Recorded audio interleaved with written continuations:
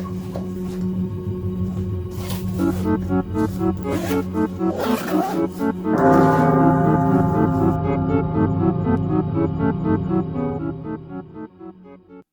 everybody, welcome back to another Krita class tutorial series. We're going to go over perspective and dynamic illustration, some fun stuff, just to get used to a lot of tools in Krita that make life a little easier for this. And those tools include the assistant tools, which are a collection of different perspective guides and things like that you can set up to help your illustration. And we're going to be using transform tools, all sorts of crazy stuff, including some basic light and color.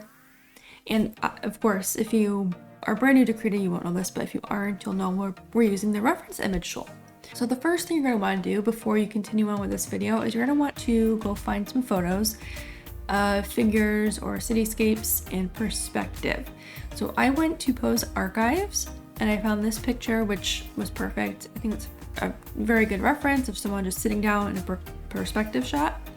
And then I went to Pinterest, and because they have a feature now that hides a lot of AI generated imagery, it is much easier to find real photo reference. So I was able to find some decent references of people looking down on a city. And for that, I just went to, I think, city perspective, and this is just what came up.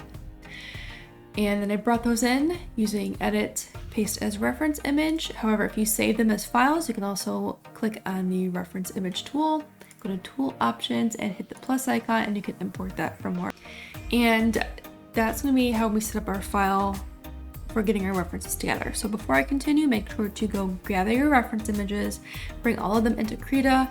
You don't have to use like every single one in your final image, but the more reference images you have, the more your brain just puts everything together, and like things just click a lot easier with the more information you get.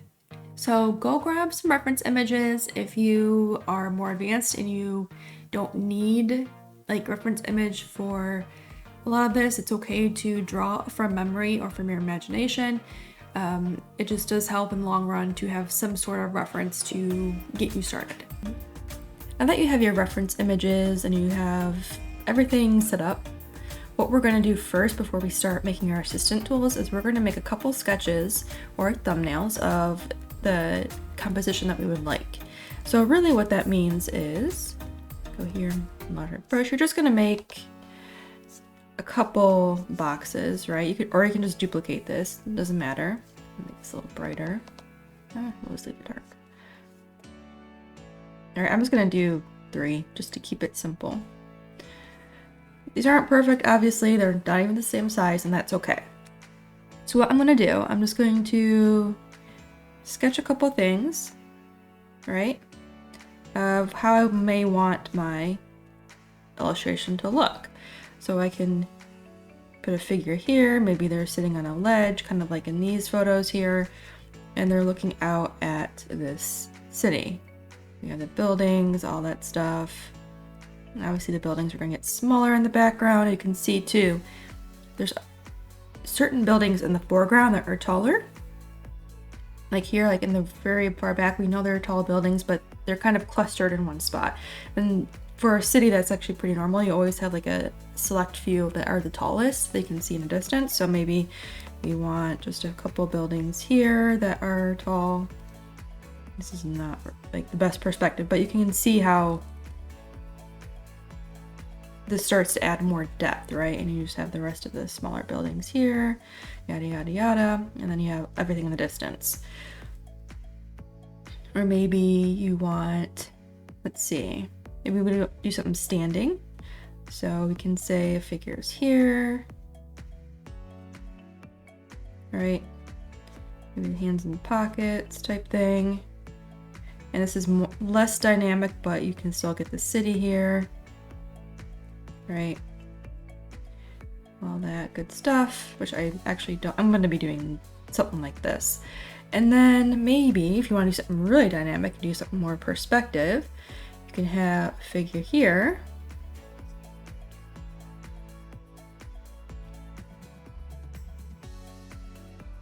Okay, so this one I thought maybe we're looking directly at the figure, looking down. That needs a little bit more work. It's not as dynamic. It looks better when the view isn't necessarily on the person here, but something I could potentially work towards. All right, so once you have a couple thumbnails and you pick something that you like, what we're going to do is we're going to just copy using our selection tool, the one that we like. And then I'm going to paste it into an already existing layer, but you can paste it into a new layer if you'd like. And then we're just going to enlarge that. Turn that sketch layer off and enlarge. Doesn't have to be perfect, you know, just something to fill the whole canvas. And for reference, these are my canvas dimensions here, the 3600 by 2400. You can do whatever you want because it's an 8 by 12 versus a 11 by 17. If I wanted to make this bigger, I could to 11 by 17. If I want to make a print out of this, that'd probably be the best bet, so I don't have to worry about scaling upwards. So if you want to make this a large print, you can scale it up to 11 by 17. If not, 8 by 12 is fine. And now we are set up to continue our perspective.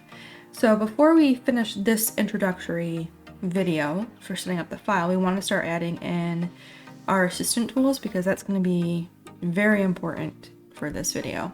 So our assistant tools are right here under the gradient, the tool options. So there are a couple things we can do. We can do 2-point perspective. So this is going to be our horizon line. And then we can say this is the focal point. So all buildings going this from this point on, this will be like where our tallest building could be.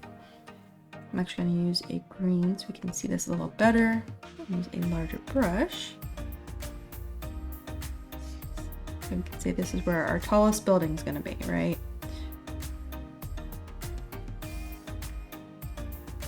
And we can kind of start blocking these things out. If you want to change the color of the assistant tool, you can do that here, because for me it's a little too obnoxious, so we can darken that. Oh, it's a little too dark. That works. And we can click on this using the little dotted box, and we can lower the density if we'd like, or raise it. You can also change the opacity overall. So instead of the color, if you like that color but you want to lower the opacity, you can do that too. Alright, so now back to our brush tool. If you use snap to assistance, turn this on and off. We can snap to single line or not, and change the magnetism. I'm leaving everything as is because I want to be exact with my buildings, right? So here we can start kind of sketching out where we'd want, like, theoretically the streets to be. Maybe this is like a corner street. You can see how that changes things here. Street 1, street 2, doesn't have to be like super exact. Like if you see it in these images, we know there are streets down here. We know there are parks. It looks like a park maybe, but we can't quite tell where they are in some of these shots, right? We kind of have an idea of what's closest, but not what's farthest away. Like this one here, this is like the best example of us seeing a street, but these are also smaller buildings. If this figure were somewhere in a tall building, like this one here, we may not be able to see the streets as easily.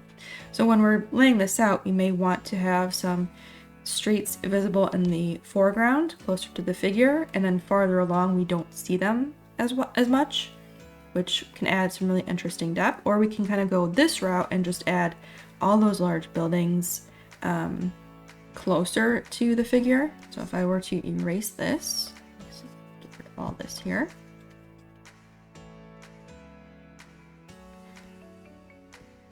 And let's say I want the building to be similar to this one here.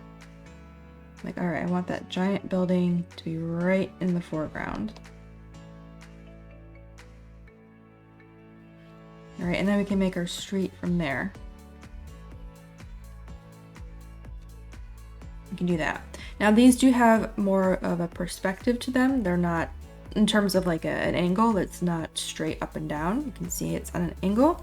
We'll go over that in the next video as well. Right now we just want to kind of block out our shapes and our city.